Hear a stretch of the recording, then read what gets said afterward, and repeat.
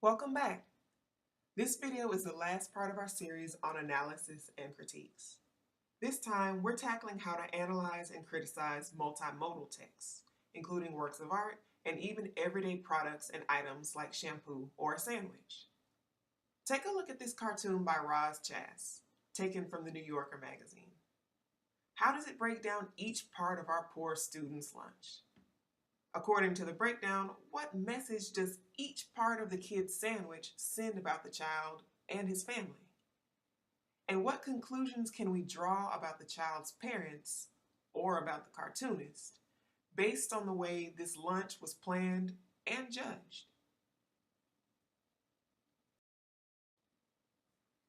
That was just one, perhaps over-the-top example of the way we analyze and overanalyze multimodal texts every day.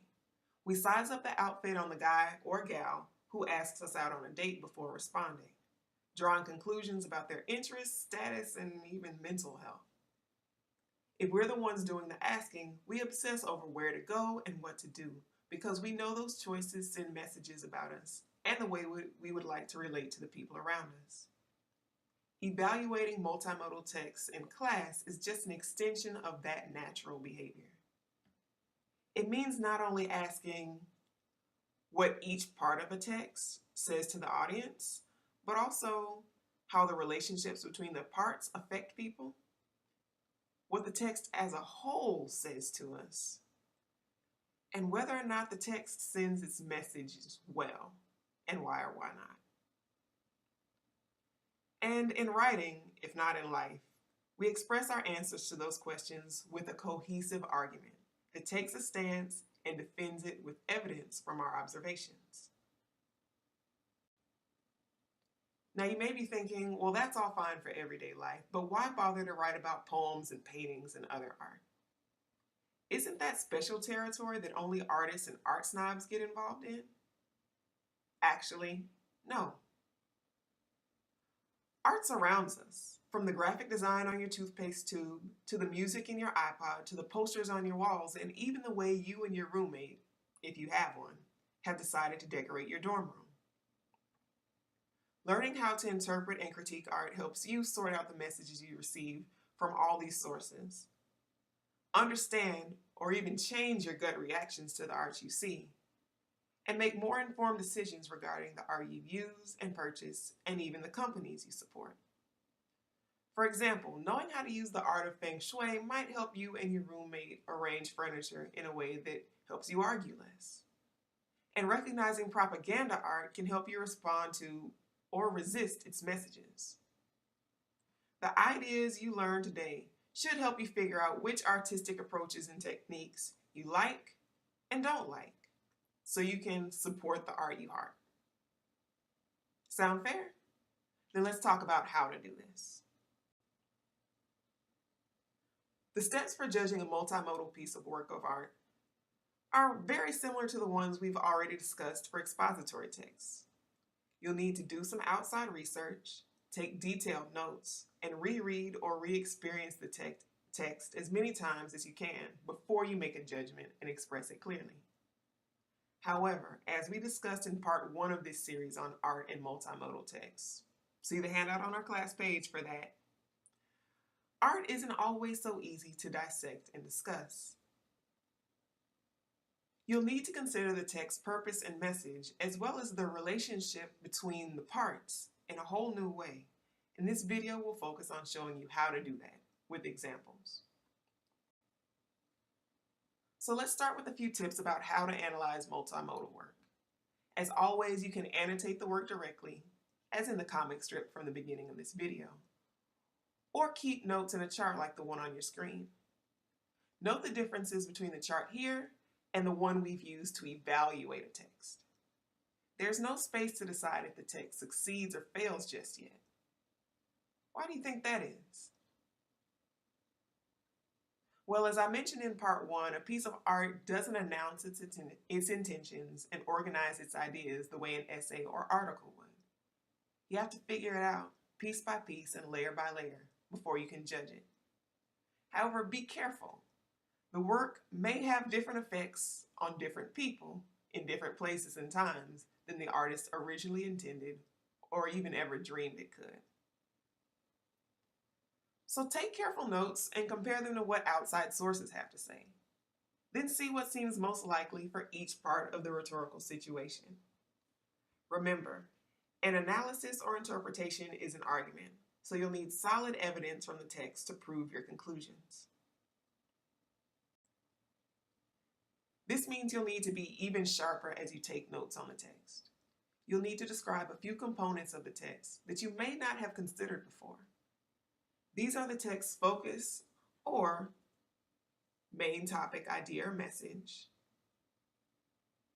its fill, or its use of other materials to build its message, the feeling it creates in you or in others, or the attitude or perspective the creator seemed to feel while creating it, and its frame, which is just context or background information that can let you in on the purpose, thesis, audience, and even form.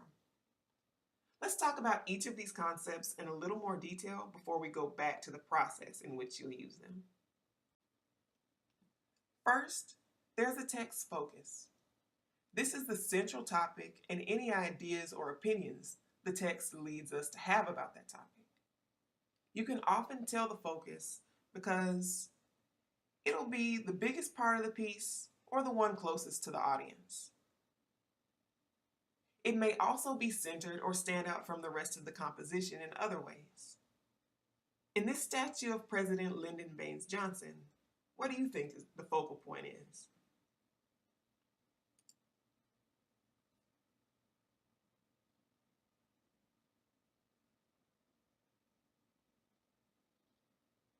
If you set his right hand, you're on the right track. Why? Well, it stands out in many ways. First, it's the only part of his body that extends beyond the right triangle formed by his head and feet. It also points in the opposite direction of most of his body and clothing, except his tie and his eyes. Here and here. So those are other clues that the hand is supposed to be the focus. Not only does the hand stand out, but his tie, which is blowing in the wind, as Bob Dylan might say, points to his outstretched fingers. And LBJ himself is looking at his right hand, signaling to us that we should be too. In visual scenes, always follow the eyes if there are any people. So here's what my notes might look like.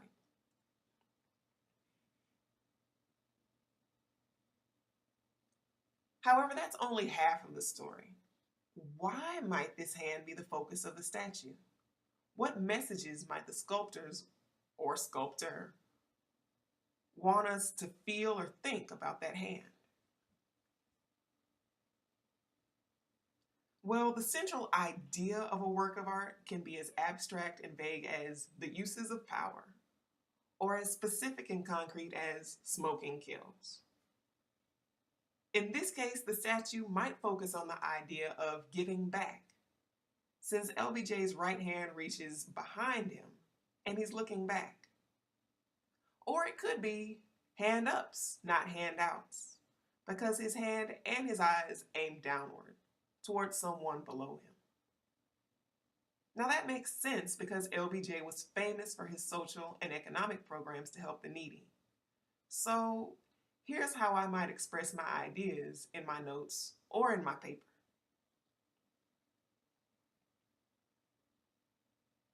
Notice that I use prepositions like right hand and below him to cite the statue and help the reader see what I see in it. And that I take a confident tone as I talk about what the statue does to viewers. This helps keep the tone of my writing objective, yet convincing. You don't have to say I believe or it seems, although you can.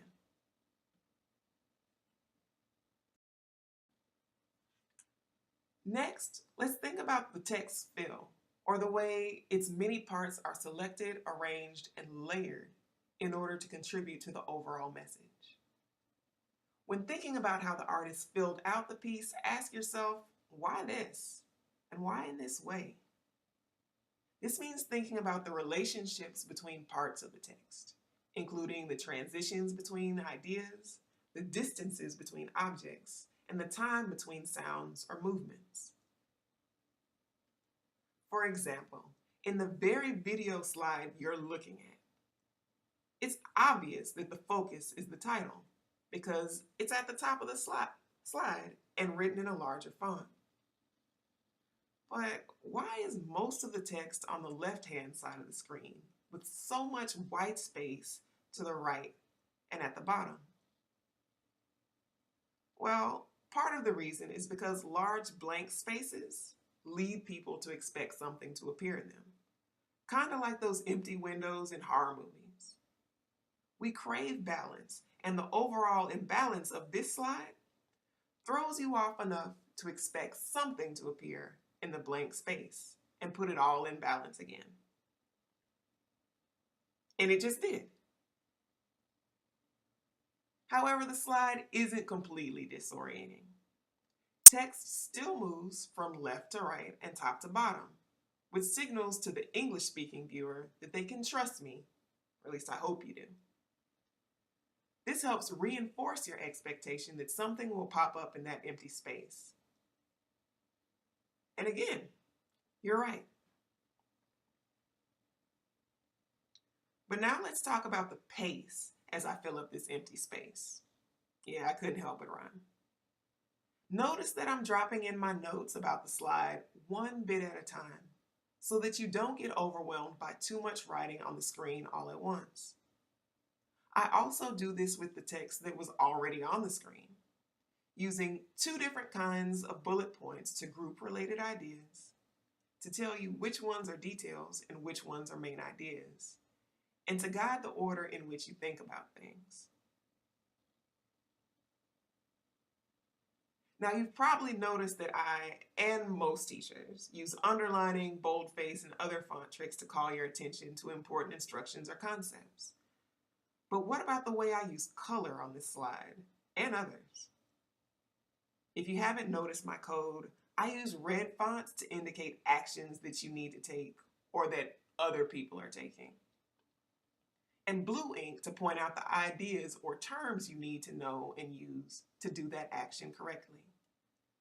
I also use more standard fonts like Times and Arial for info to know, while I use Comic Sans, which looks like handwriting without being too hard to read, to show you examples of sentences, paragraphs, or notes I've made. As you see. So what does all this mean? How do these choices help me convey my message and achieve my purpose of informing and instructing you about analyzing media? Well, when you put all those notes and examples on the screen together, it seems like this slide was designed to help you keep information separate and easy to process. Everything that happens so that you, the student, won't get overwhelmed by too much info at once, but also so that you can clearly see the differences between ideas and actions, facts and examples. If I were analyzing my own slide, here's one topic sentence that I might write in my paper. Notice that I continue talking about what the slide does to viewers, not readers. Each type of media will have a different name for its audience, so make sure to use the right terms. Also, note that this is just a topic sentence. I would need to support these claims with specific descriptions of the slide, quoting the written text and using time markers and prepositions to cite when and where those words appear on the screen.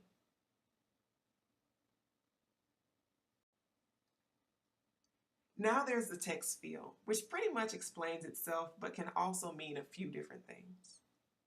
The feel of the text doesn't just refer to the overall set of emotions that the text evokes in you and other audience members, but also to the way people or beings in the text seem to feel, which probably influences your emotions anyway. Feel can also refer to the tone or stance that the creator seems to take on the topic, and that's influenced by the colors, materials, instruments, movements, costumes, and even actors or dancers used. To distinguish between tone and mood, think about the mood you feel when your parents speak to you in an angry or disappointed tone. Now, you may feel angry or disappointed too, but you may also feel embarrassed, sad, or scared because tone is what people send out and mood is more internal. The text field can also refer to the philosophy or subgenre that a text belongs to. Pop art, so like Andy Warhol, is much more energetic and even sarcastic than, say, medieval portraits. Think about differences of style and how they influence the overall feel of the piece, too. So let's get into an example. Here are some excerpts from Israeli choreographer Ohad Naharin's modern dance, Minus 16, as performed by the Alvin Ailey Dance Company of the good old USA in 2011. The music in the first scene is a techno version of a traditional Hebrew children's song, somewhat similar to the 12 Days of Christmas, but obviously not about Christmas. How do the driving drums make you feel? How might using the original version, often sung as a lullaby, change the mood of the piece? How does the first group scene feel compared to the duet that follows it? Let's watch and take some notes.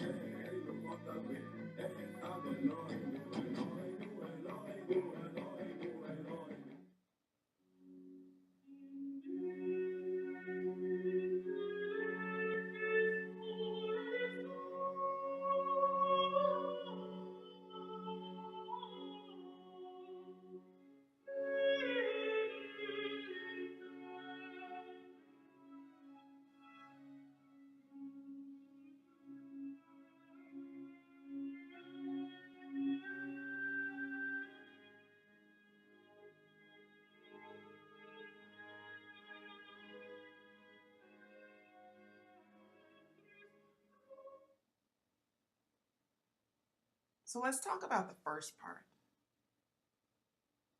With the dancers bowing their heads, attempting to pray, covering their faces, and even seeming to stab themselves in the stomach before throwing their heads backward into arcs of frustration, it's fair to assume that the relentless drums represent some force that's driving them crazy. But with the stark black background, the dancers' black and white business uniforms, and the way they all, well, except for the last guy, move in unison, it seems safe to say that the force driving them nuts might be pressure to conform.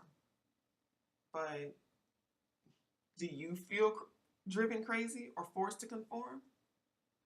Or do you feel sympathy for the dancers and glad for them when, spoiler alert, they strip off their suits and shed their outer conformity to dance intimately and gracefully as they do in the second scene? That's the difference between just conveying how someone feels and getting the audience to feel it too. Think about how you end up feeling once a text is done and why. Generally, the ending point is the way the creators want you to feel about the topic or focus at hand. For example, in this dance, The relentless drums mostly feel determined and hopeful, like a call to action, because in the end, they drive the dancers to break free of their cycle. How else might you feel at the end of this dance, though? Here's what I think. Note that I use an active verb to talk about how the dance might affect the audience. This helps prevent words, but also just sounds more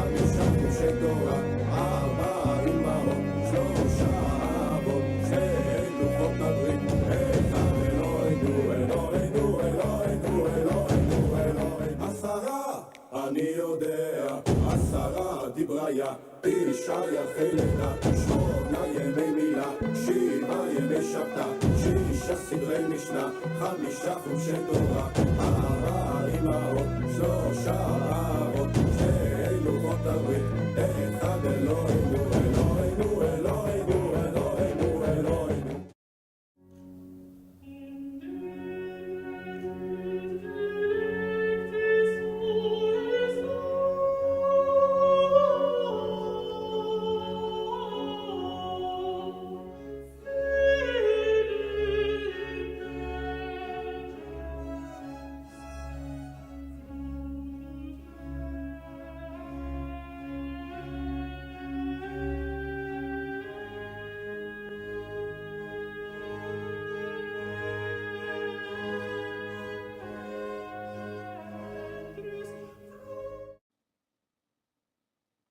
Finally, we have to consider the text frame, or all the context surrounding the work. Where and how is this text found and experienced? Is it viewed, heard, touched, eaten, or read? These kinds of factors will affect who can know about or experience the text. Also think about who made this text and when and why. If it's an older text, why is it on display where and how it is now? The song from the -16 video is one example of the difference that frame makes. Can you imagine a parent playing the version you listen to in order to get a child to go to sleep? Who could help but dance, or maybe march, to that beat? Another simpler example is the difference between art souvenirs and artworks themselves. Imagine seeing Auguste Rodin's The Thinker in the Vatican museums in Rome or elsewhere. In this statue, who's sending what message about what topic to whom? From notes that the Rodin Museum in France must have somehow gotten a hold of, it seems The Thinker was originally supposed to be the poet Dante Alighieri, musing over the vision of hell that he created in his epic poem, The Inferno. Now, although he has been removed from any background images that could let us know that, the thinker's furrowed brow and immobile, yet obviously strong body still manages to make us, modern viewers, well, think about how hellish it can be to be torn between thought and action, or even to overthink things. On the other hand, imagine seeing a photo of that statue on a t-shirt. The message is no longer about thought or free will or torture. It simply announces that the wearer went to a museum where the statue was on display, or knew someone who did. Or that the wearer considers himself a thinker and wants to encourage others to think by his example. Or that the wearer simply wants to send a cute or funny message. Perhaps he is, ironically, not such a big thinker. In any case, the details of creation and presentation matter when you're trying to figure out a text's thesis, audience, reason, and form. So let's try it all with an example. Here's a not so artistic form of communication, a shampoo bottle. Yet, it's made of many other forms that help shape its message. There's the brand name, Axe, and the product name, Dark Temptations, written in different fonts and colors. There's ad copy or words such as "wanna look girls love" and "beware may cause female attraction." And there are interesting graphics, including the red and brown swirls on the front of the bottle, several silhouettes of human bodies, and a picture of a jar of gel on the back.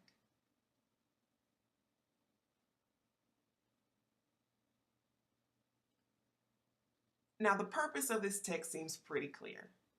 They want to persuade people to buy Axe Dark Temptations shampoo and conditioner. This bottle is meant to stand out from all the other bottles in the store, so someone will take it home. And the audience seems equally obvious. The repeated references to attracting girls or women show that this product is aimed at people who want to date women. The pictures show young-looking women, no mom haircuts here, getting close to more butch-looking individuals. So we know the audience likes young women, but not much more. Anybody could be dressed or shaped like that. However, since we know from experience that most other Axe ads mostly use young male models and young men's voices, it's probably safe to say that this product, too, is aimed at other young men.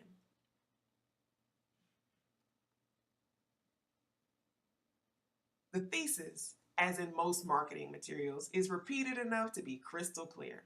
This brand of shampoo and conditioner will make you mysterious, tempting, and irresistibly sexy to women.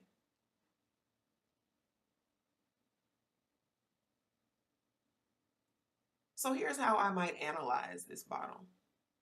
The bottle of Axe Dark Temptations shampoo and conditioner tries to persuade young men to buy this brand of hair products by claiming that it will make them mysterious, tempting, and irresistibly sexy to women.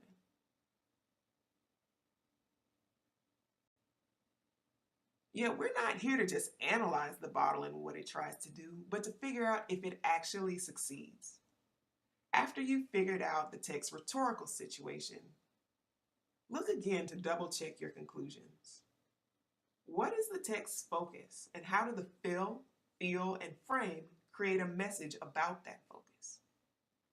Do the details all match with the big picture, or is something off? Your notes should get more evaluative now in order to help you judge how well the multimodal text achieves its purpose, reaches its audience, or uses its form. Take the Axe bottle, for example. There's not really any one part of the bottle that we focus on, besides the brand name, but everything on the product screams heat and sex. From the name of the product itself, tall, dark, and handsome, anyone? To the choice of warm and cool colors. Looks like the guy is silvery cool while the girl is neon hot. To the ad copy. And most of the fill details seem chosen and arranged to keep viewers focused on sex even more. The bottle is shaped vaguely like a human torso, and the background is dark and mysterious, like the name. And the images of people touching each other are much bigger and clearer than most of the text. In fact, the most startling image, the one on the barcode, is of a woman who appears to be almost nude, leaning into a fully clothed man, her hand behind his head to kiss him. Not hot enough? The product itself looks like lava. I couldn't take a picture because it was all used up, but trust me. But it smells a little like oranges and Old Spice, which is interesting. That strange mix of citrus and musk reminds me of the overall feeling I get from this product and from its packaging. There's a weird mix of humor or irony or something thrown in with serious claims. For example, the fake warning is meant to make us laugh, but when it comes beneath a list of ingredients I couldn't read even if the font were bigger, I start to wonder if there should be any serious warnings there after all. The silhouetted images also remind me of the silhouettes used in the opening credits of James Bond movies. And some of those were goofy fun, if sexist in an old-fashioned way. Yet some of those movies are very serious, and 007's love interests always die. Is it a good idea to summon up movies that treat women like disposable objects on a product that promises to help men meet women? Does this bottle use those silhouettes in order to make us think of how ridiculous yet exciting those Bond films can be? Or does it just want to convince men that Dark Temptations can make them as sexy and irresistible as James Bond, the fictional hero? Or does it send other messages? In any case, the product tries to create a lot of mystery for a mass-produced grocery store brand. James Bond probably wouldn't be caught dead lathering up with something so affordable or common. But I guess that's for the consumer who really cares to think about. Most young guys cruising the aisles of H-E-B probably just want the cheapest thing that'll get the Cheetos out of their hair. So the question is, does this tech succeed? Does it do what it sets out to do despite its flaws? Fortunately, here's where things actually get easier when you're judging multimodal text. To figure out your final stance, you can simply list the pros and cons, and instead of running through a detailed checklist as you would with an expository piece, simply ask yourself 3 questions.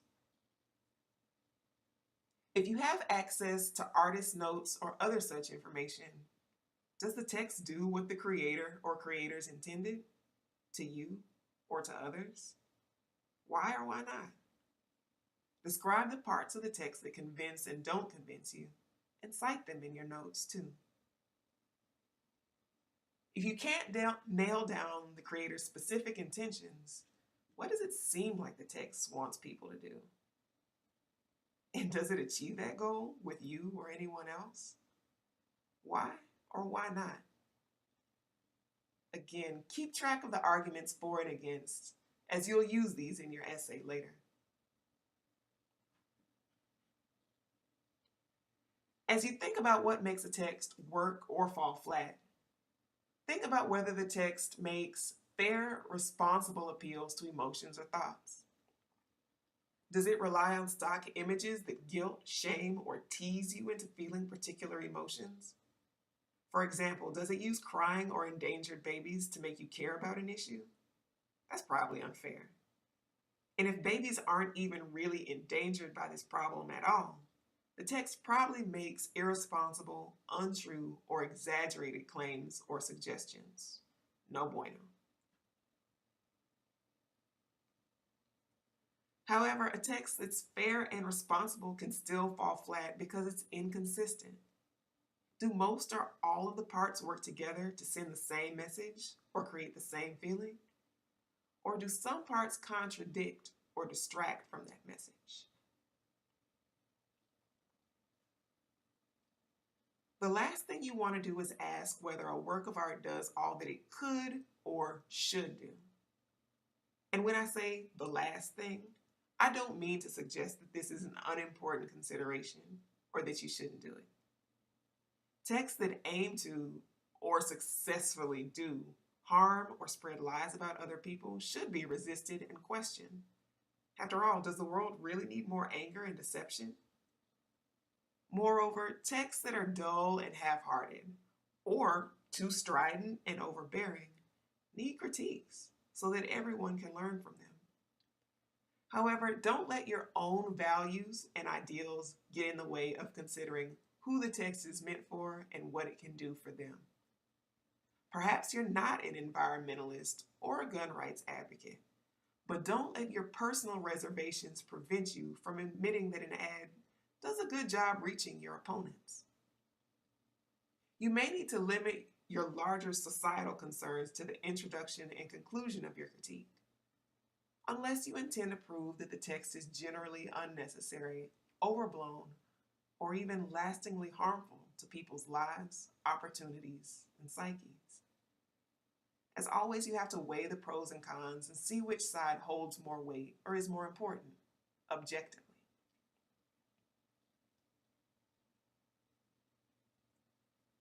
Here are my overall impressions of the Axe bottle. I'm not sure it can really live up to its written and implied claims about how attractive the shampoo can make a man. I mean, I doubt shampoo alone can make a woman strip to her heels. But the stuff does smell pretty nice.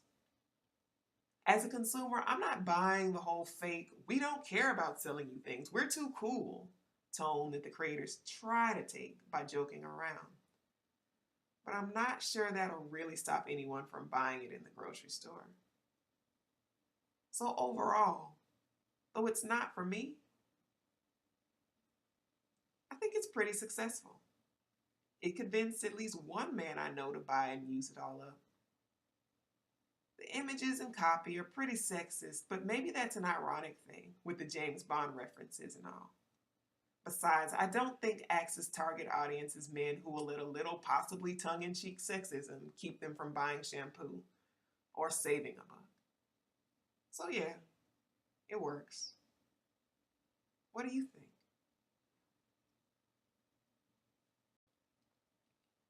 Now that you've made your decision, you just have to clearly and concisely tell people why you stand by this conclusion. Here's a different take on the template we've been using so far to discuss expository text. This time, instead of starting with the form and title, start with what the text does, and then tell what effect that choice has on the reader. Note that you can talk about the text as a whole, or just discuss part of the text, since this is a template for body paragraphs. By signal verb, and then a summary quote or paraphrase or description of the text. The text does these key moves.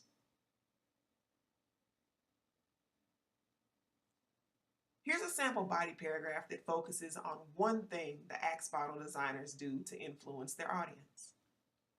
Notice how I start the paragraph with a concrete yet general description of how the bottle uses images of women. Next, I give specific details from the bottle that support my conclusion, and I cite those details by telling which part of the bottle I found them in. Then I close by explaining how those details prove my original point or topic sentence. This is the same pattern of point, illustration, explanation we've been using, and it works no matter what you're writing about. However, note that this paragraph only analyzes or interprets the image. I'll need another paragraph to talk about whether the suggestions made by these images are weak or strong, responsible or irresponsible, consistent with the rest of the bottle, or inconsistent.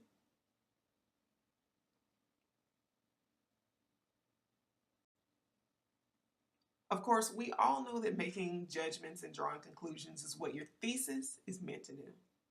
So here's our familiar thesis template, complete with counterargument, main stance or position, and supporting reasons for that position.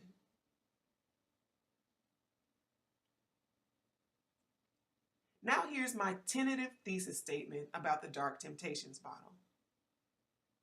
Notice that my main reason why the bottle succeeds is because it promises to boost men's sex appeal. But that I elaborate on this idea by naming 4 different ways the bottle promises to make men sexier.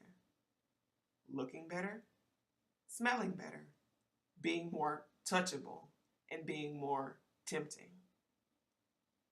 I can discuss the ways the bottle makes each of these promises in a separate paragraph, and you too can set up your thesis to make a general claim supported in 3 or 4 ways.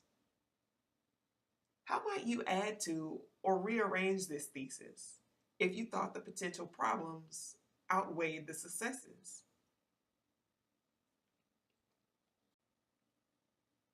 So to sum everything up, evaluating art in multimodal work requires more attention to detail and arrangement. Especially take notes of a live performance or event really carefully, because you only get to see it once. Also, look, listen, touch, taste carefully, take extensive notes, and rewatch things that are videos or other media that you can rewind, pause, record, take pictures of.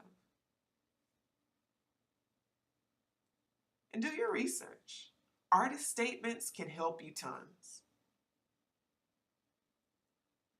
in figuring out the context and the purpose of the piece. But just make sure that you use the lingo of the field so that your writing is concise and sounds knowledgeable. And the template we've been using all along works just as well no matter what you're writing about. So now you should be able to go out into the world and see everything that seemed normal in a new way. Welcome to adulting, and I'll see you in class.